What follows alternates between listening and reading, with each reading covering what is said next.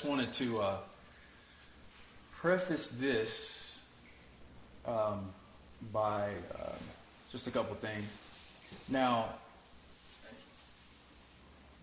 I think last week CJ mentioned that everything is based. You know, when we're studying the Bible and whatnot, everything is based on the particular context. Okay, so you can look at certain words, and depending on the context, it can mean something very different. Actually, I need to do this. Mm-hmm. Now, what I'm looking up now, I just wanted to show you guys. This is a video that I was looking at earlier. I wanted to. Also, let me say this. Just keep your minds open, and the reason I say that is because the things that we learned previously, I'm saying that it may not have been totally correct. Everybody meant well, but when you go to it with a different understanding, you get a better understanding. Okay, so just give me 1 second.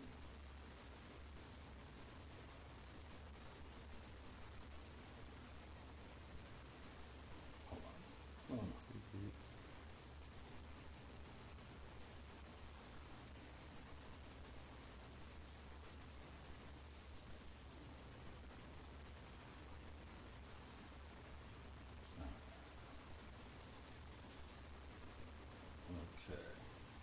So where I'm going here, I just wanted to show you guys how, there we go. Now this happened 7 years ago. This was the, that volcano that went off in Iceland. Now this is in daylight, this is daytime that this guy's driving. And I wanted to show you something here real quick.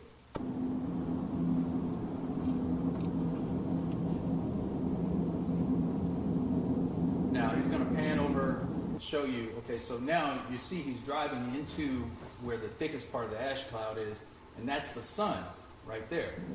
So it's pretty dim, right? Now it's still daylight, and look how black it is. Okay, so this next scene is going to really show you. You see, this is still daylight, totally black. Totally black, and this was done by the ash cloud. If these lights weren't there, you would not be able to see anything. You wouldn't be able to see your hand in front of your face, and this is broad daylight. Okay, so where I'm going here, this is actually a lesson that we had gone over. I'd gone over previously, but kind of felt like doing it again because I wanted to, I don't know, get a little. Have it kind of sink in a little bit more. So if we go to Genesis, basically we're going all the way back to Genesis 1.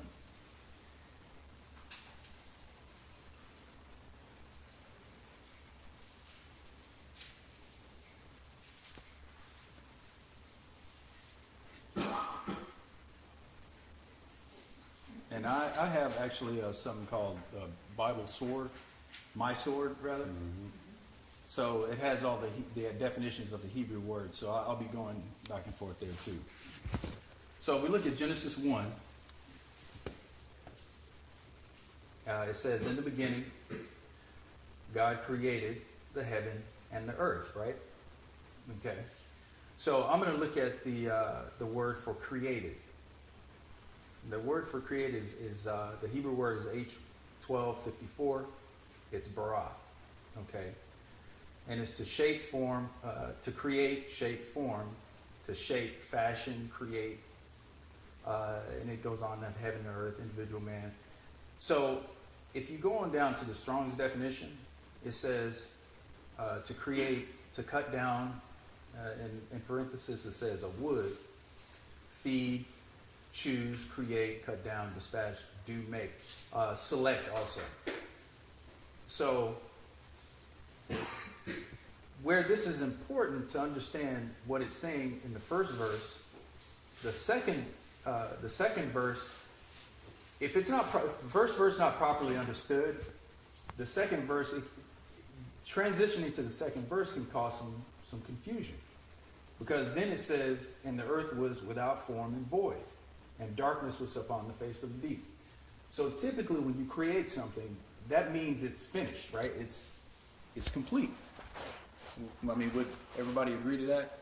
Like if somebody came to you and said, hey, I made this or I created this shawl for you, right? Would you expect that they would have to come back and complete it? No, it's done. They got to give you your finished product. So, if it's saying and the earth was without form and void, doesn't that mean that it's not complete? I mean, you would imagine that the earth it should have all the things that it needs, right? Well, what I'm getting at here is that it's just the matter of understanding what it's saying. Because one thing that we have to remember is that the Bible is written from a perspective as if you're standing on the earth. We have no capacity to see the earth from outside, like up in the air or anything like that. It's all written as if you're standing on the ground, because that's how we are going to see it. Nobody in here has ever been in space. And the large portion of the population is never going to see the earth that way.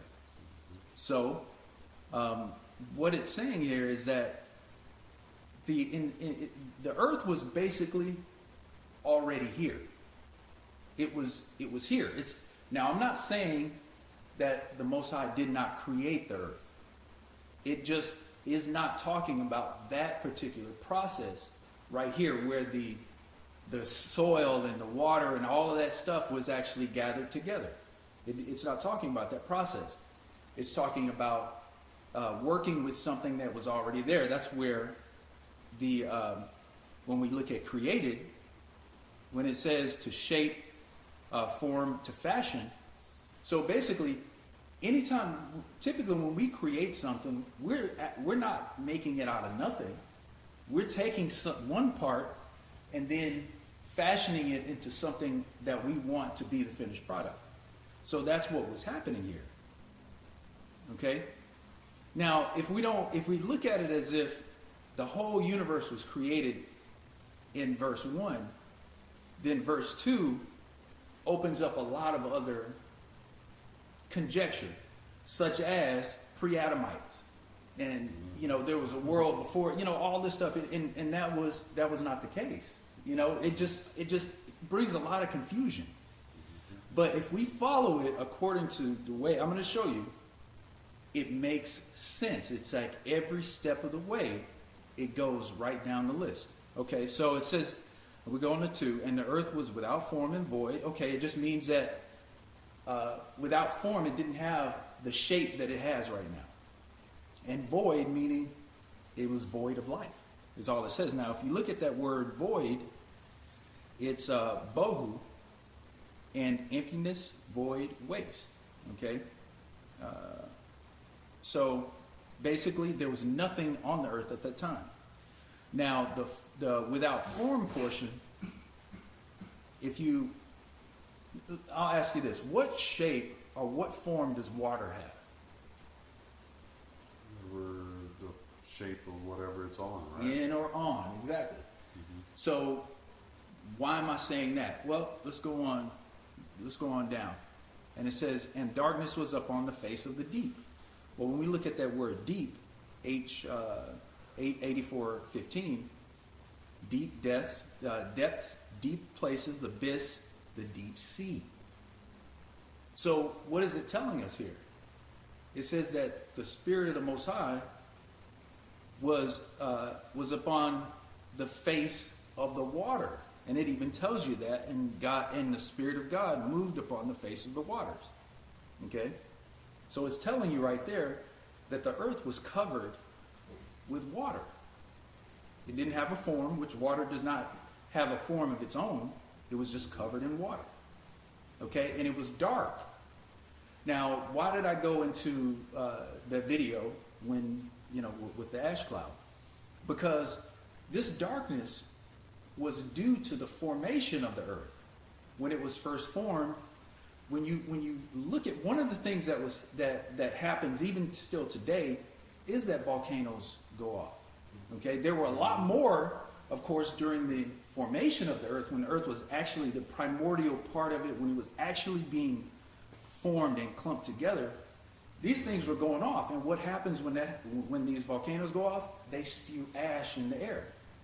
So not only was the earth covered in water, there was a layer of volcanic ash that was surrounding the earth. Okay. So one other thing here, and it says, "And the Spirit of God moved upon the face of the waters." Right. Now let's look at that word "spirit," which is H7307. Okay. It says wind, breath, mind, spirit. Basically, it was a wind. A wind moved upon the face of the waters, upon the face of the deep. So something happened here that created a wind on the face of the waters. And what happened when this wind happened or came about? What happened? It tells us in verse 3. And God said, "Let there be light," and there was light. So if you have a wind that comes about on this surface that's covered in ash, what's going to happen? It's going to part the ash. And now remember, it's written from a perspective of as if you're on the surface of the earth. So if this wind comes about, now you're going to start seeing light. Because this cloud is starting to be parted. Okay? And now we get on into verse 4. It says, "And God saw the light, that it was good, and God divided the light from the darkness." Yes, of course. "And God called the light day, and the darkness he called night. And the evening and the morning were the first day." Okay? So we go on to 6. Oh, one more thing. So if we go back here to where it says, "and the light," okay? Now, verse 3, it says, he said, "Let there be light." If we look at the word light, it's H216. It is light of day, light of the heavenly luminaries. Okay, so obviously it was light coming from a source that was there already, which basically the sun was already there. And again, we're not talking about the creation of the universe at this point. We're talking about the Most High taking this place and preparing it for man and other animals and plants to live here. He had already created the universe. It doesn't, it's not talking about that particular part. And I think this is important so we fully understand what we're seeing today. That's why I'm going over this. So this, now take note of this. This light right here is H216, which is ore, okay? So we were at 6, okay? And it says, "And God said, let there be a firmament," okay? Now this firmament just means a space, and it's rakia, which is extended surface, expanse, firmament, okay? Which it just is basically a space.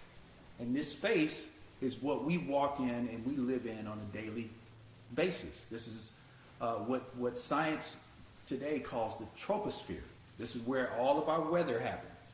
It's between the ground and the clouds, because for the most part, you have your cumulonimbus clouds, which are very high. They're thousands of feet in the air. Typically about 35,000 feet in the air is where they are. Okay, and he said, "Let there be a firmament in the midst of the waters." Okay, and let it divide the waters from the waters. All right. So if it's dividing the waters from the waters, what is it saying? Waters in the sky, okay, which goes on. It says in verse 7, it says, and God made the firmament and divided the waters which were under the firmament, which meaning on the ground, from the waters which were above the firmament, and it was so. Okay?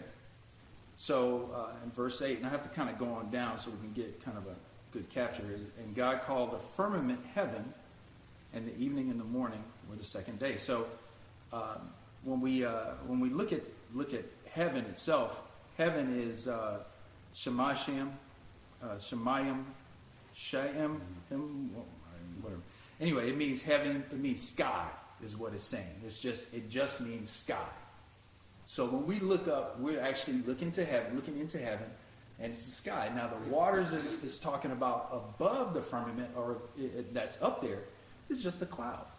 Now, one thing you have to understand is a thundercloud can hold, just one thundercloud can hold millions of gallons of water. Now, anytime it rains, in a heavy rain, you'll notice, okay, well, there's a lot of water falling, you get flooding and all of that. Well, you got to understand, this is happening on a very large area. So you remember back when we were having the drought a few years ago, and then within a short period of time, I think it was like a month, we got enough water that basically flooded everything, overflowed all the lakes and everything. So I think that would fully qualify as water being in the sky. Okay. Now, how does that water get there? It's through evaporation, because once this cloud layer was opened up, sunlight was able to actually hit the surface of this water, which then created this evaporation that was needed to get the water from the ground into the sky, which is how this firmament was created. Because the firmament basically was there already. It was just being specified once the clouds were formed. Okay, so now you have this space that's defined between the clouds and the ground. So it'll go on and tell us if we go on to 9. It says, and God said, let the waters under the heaven be gathered together unto one place, and let the dry land appear, and it was so. All right, so what's happening here? Is he actually getting the water and forming it and making it, is he actually putting up dams? Or no, that's not what he's doing. What's happening is the water is evaporating. It's going into the sky. We're talking about millions, if not billions of gallons of water. Just because like I said, one thundercloud, can hold millions of gallons of water. So if we're talking about all over the whole earth, we're talking about billions, if not trillions of gallons of water. So what's happening as this water is being evaporated into the sky, the water levels are going down. When the water levels go down, what's going to happen? The highest parts of the land are going to start to get exposed. One of the things that they're concerned about right now is the ice that's locked up in the north and south poles. If it melted, pretty much the earth would be underwater. I mean, the highest parts of it. I mean, we wouldn't be fully underwater, simply because a lot of the water that was in our, on the earth has actually evaporated and out into space. So we've lost a lot of water that will never actually come back here. But if all the ice were to melt, the earth would pretty much be underwater. So this is what's happening. It's just the water levels are dropping, and we're starting to see dry land. Okay, so in 9 again it says, and God said, let the waters under the heaven be gathered together unto one place, and let the dry land appear, and it was so. So that started happening. And God called the dry land earth, okay, and the gathering together of the waters called he seas. And God saw that it was good. Of course. So now we have the seas that have been formed, And it isn't, again, it isn't something, magical. It's just, these are the processes we see today. This is what happens today. If you have a volcano, like I said, the Iceland volcano, when it went off, we had darkness. It was totally pitch black. The same thing happened when Mount St. Helens went off. There was a reporter out there. He said once that cloud from Mount St. Helens rolled over him, it was so dark, he couldn't see his hand in front of his face. When I was in the military, I was in Alexandria at England Air Force Base. And that was back in 91, when the volcano in the Philippines went off, okay, at Clark Air Force Base. In fact, they had to close that base down because the ash that came out of there was so much. I mean, it buried the whole, that surrounding area in an ash layer about 6 feet deep. And the guys that were there, that came to my base told me, they were like, man, when that thing went off, it made everything black. They said it was so black out there, and it was broad daylight. He's like, they were like, you could not move around without some type of flashlight, some type of light, because you couldn't see anything. So these are processes these things are happening today. And one thing that the Most High tells us is that He is a God of order. And we have to remember, we live in this three-dimensional world that we live in is very delicate. This physical world we live in is very, very delicate. It wouldn't take much to kill every person on this planet if things changed too much. So the Most High has to take very good care of how things happen. If He were to come in and just, and which He could very well just make a big change, supernaturally, it could kill every person on this planet. So He allows the rules that He put in place to govern our realm. He allows that to take care of it, because these things were set forth long before, or rather when this universe and this realm was created. Okay, so all right, so now we're on 11. And it says, and God said, let the earth bring forth grass, the herb yielding seed, and the fruit tree yielding fruit after his kind, whose seed is in itself upon the earth. And it was so. Okay. Now, this is one thing that really piqued my interest. It kind of puzzled me, I'll say that, because it didn't say, it's not saying, and God went and planted the trees and the grass. He said, and let the earth bring forth grass and the herb yielding seed. So, what does that say to you guys? I mean, I'm being interactive here. That the earth itself gave birth to what He commanded it. Right. So what would that say if all these processes up to this point are happening? You got water that was over the earth. The water's gone down to expose the land. It has sunlight. Now what's happening? The grass and trees are starting to grow. Immediately, what I thought about is that it was already here. Right, that's what I thought about. Yeah, it was already here. He had already, had to already be here to produce a seed. Exactly. Yeah. Exactly. The seed was already here. Go ahead. Yes, that's it. Like the scripture said, whose seed was in itself. Exactly. Yeah. Exactly. Yeah. See and I'm gonna go back to something I talked about in the beginning. We have to remember these things. These are processes. Mm-hmm. This is the same thing that happens. Like if you have an island that pops up out of the ocean, okay, because a lot of times volcanic activity can cause them to come up. Mm-hmm. Well, guess what happens? They start to grow plants. Mm-hmm. As soon as the land comes out of the water, it starts to grow stuff. Okay. I see what you're saying, because it's kind of like how you put some weed killer down. Mm-hmm. You can make the grass bare, whereas nothing there but dirt. Mhm. And then all it takes is just a little rain, a It- little water, it's- and then all of a sudden the weed Yep. plant is It's growing coming up. right back. Yeah. And they call the stuff these weeds, but these are natural plants Right. that are supposed to be growing in the earth.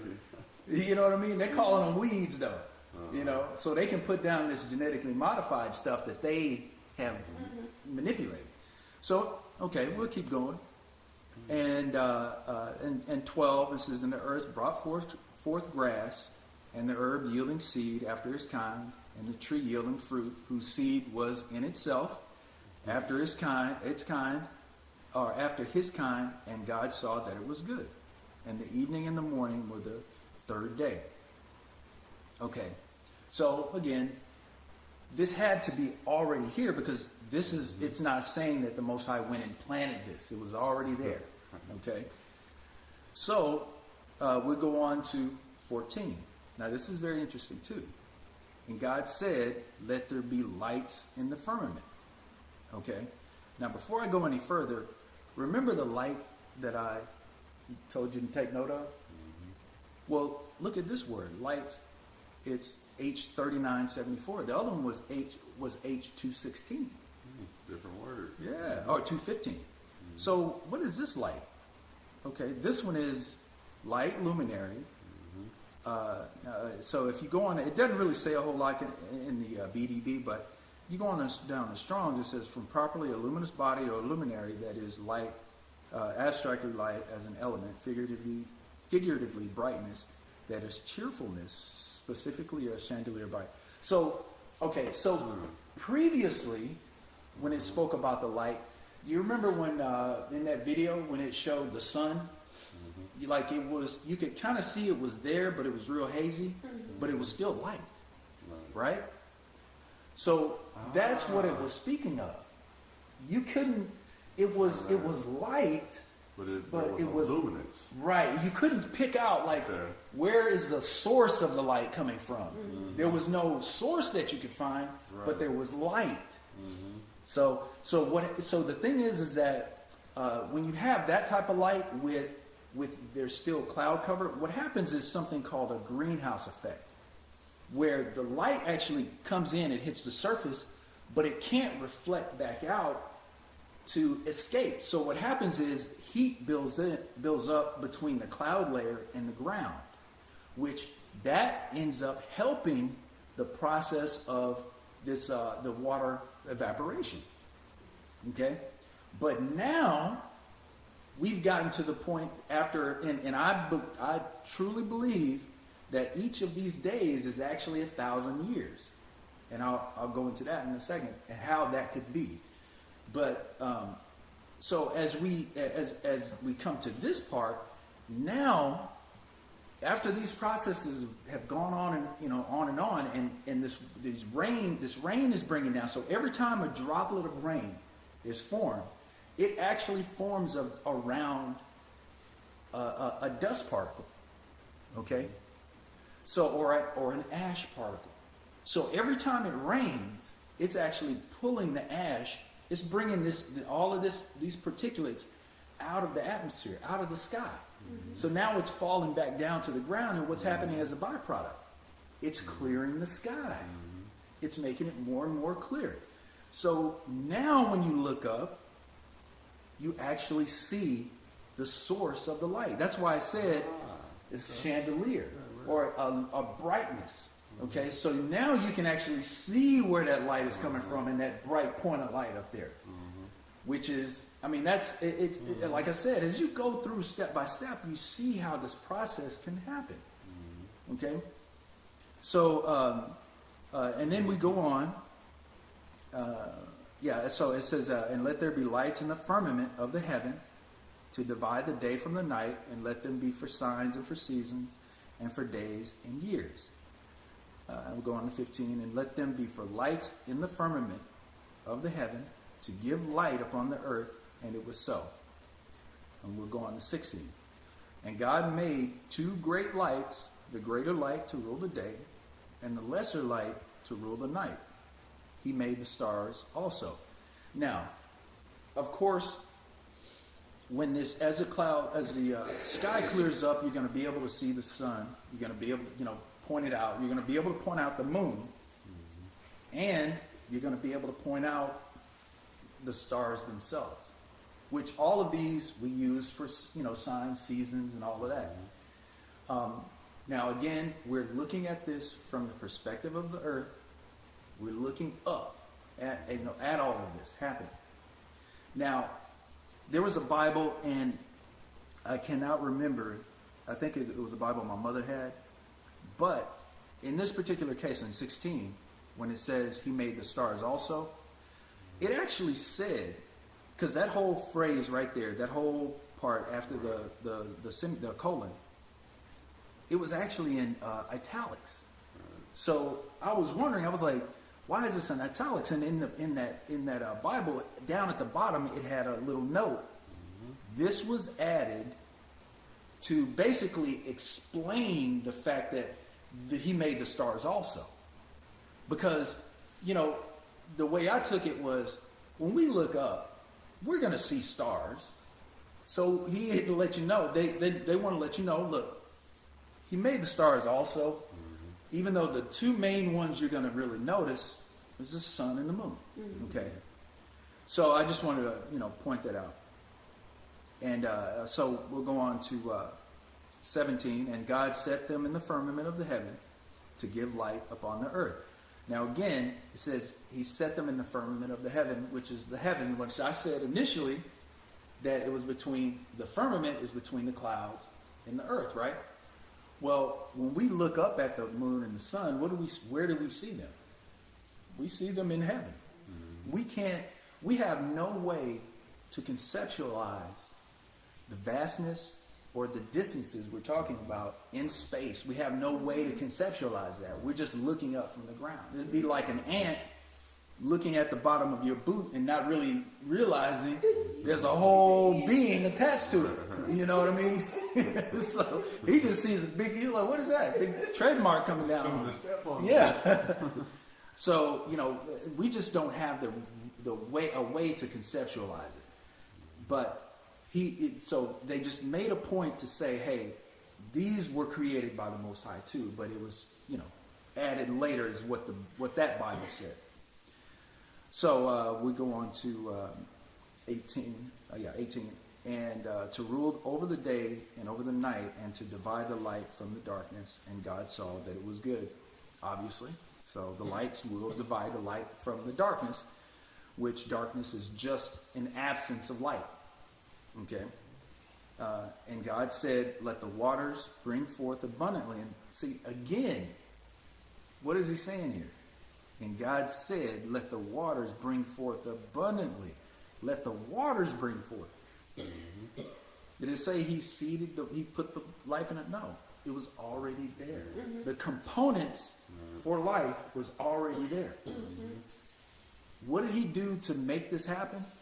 All he did was expose the surface of the earth to the sun. This is what's happening. Because everything that happens after this darkness is removed, after this layer of clouds is removed, the next thing to happen is that the sunlight is able to hit the ground. Now I can tell you this, if we for some reason lost the sun, we would not last long. That's how important. We would last maybe a few months, and that would be it. We depend so heavily on the sun, we never really realize that. And it's not worship. It has nothing to do with worshiping the sun.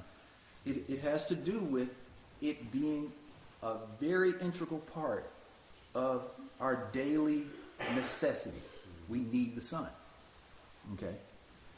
And, so in 20, 19, and the evening and the morning were the fourth day, and 20, and God said, let the waters bring forth abundantly the moving creature that hath life, and the fowl that may fly above the earth in the open firmament of the heaven. So everything came out of the waters. Now, how this process happened is not explained in the Bible. you know, but he brought life, birds and whatnot out of the waters. Everything came out of it. So if we go on to 21, and God created the great whales. And God created the great whales and every living creature that moveth, which the waters brought forth abundantly after their kind, and every winged fowl after his kind, and God saw that it was good. And 22, and God blessed them, saying, be fruitful and multiply, and fill the waters and the seas, and let the fowl multiply in the earth. So, again, life came out of the waters. That's where he brought, you know, I don't know if he necessarily brought man out of the water, or, you know, something that he formed into what finally we became, but he brought life out of the waters. And 23, and the evening and the morning were the fifth day. And 24, and God said, let the earth bring forth the living creature after his kind, cattle and creeping thing and beast of the earth after his kind, and it was so. So we have some animals coming out of the earth as well. Okay? And God made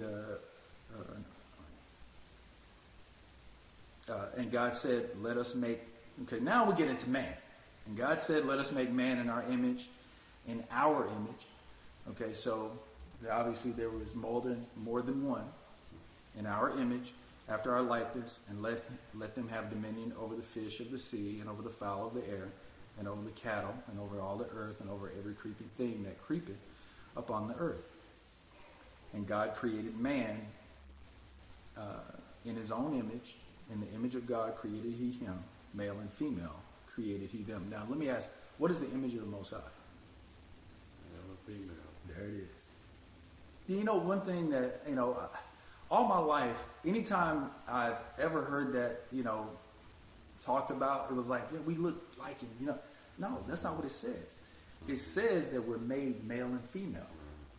So that means, Context. yeah, there's a male, there's the Most High and a female. So, I mean, it's you know, pretty plain. And God blessed them, and God said unto them, be fruitful and multiply, and replenish the earth, and subdue it, and have dominion over the fish of the sea, over the fowl of the air, and over every living thing that moveth upon the earth. Okay, so that kind of goes into some other stuff, but I, you know, like I said, I found that it was very important to go over this, simply because when I was growing up, this didn't make sense to me, the way it was explained. And when I look out in the world and seeing things that are happening and being able to, you know, see how these processes work, but then not be able to apply it to the Bible, it made it difficult to really combine the two. But we should always be able to combine the Bible with actually what's happening in the earth. We should always be able to do that. And if we can't do that, somewhere we got something wrong. You know? Because and I think, I personally believe this stuff, the explanation that we got in past times was given to us purposefully, so we wouldn't be able to fully or to fully depend on the Bible and what it has to say. You know, fully to understand that this is a literal book and everything in it is you know, these are actual events. So, you know, this is very short, but I just, you know, like I said, it was something I wanted to go over. And I mean, if anybody has any questions or anything, or want to, you know, bring up anything, please do. Oh yeah. It's a multiplier, but that was before they disobeyed. So they were still living they were supposed to still live forever back then. But and that's what made that there would be no need to be fruitful and multiplying if we live forever. But I mean, they were supposed to multiply before. And they were Well, still living a long time. you're confusing something like we were talking about after the Most High set the kingdom up on the earth. It says in the book of Thessalonians, I believe, one of those books, that it says that in the kingdom there won't be a need for marriage, and so there won't be any need to multiply at that point. Right. In the beginning, though, they had to multiply some because that was the way that the Most High used mankind to multiply together to create other people, the same way He did with the animals. The point that Brother D was saying was that the Most High had a process, though, to get everything in place, and then the process is what He's going over, how everything got to the point it was. Once the Most High started the process can then continue on its own, Right. without the Most High having to set any bounds, because the Most High basically already created the rules and the parameters beforehand, and He just told them simply to act upon the rules. Am I saying that right, D? That's just it can only move forward the way it started out. These are rules that are set in place. Because remember, the Most High is a God of order. These things, everything that I just explained, this is all order. These things happen these are cause and effect. This is how everything happened back then, and it still happens today.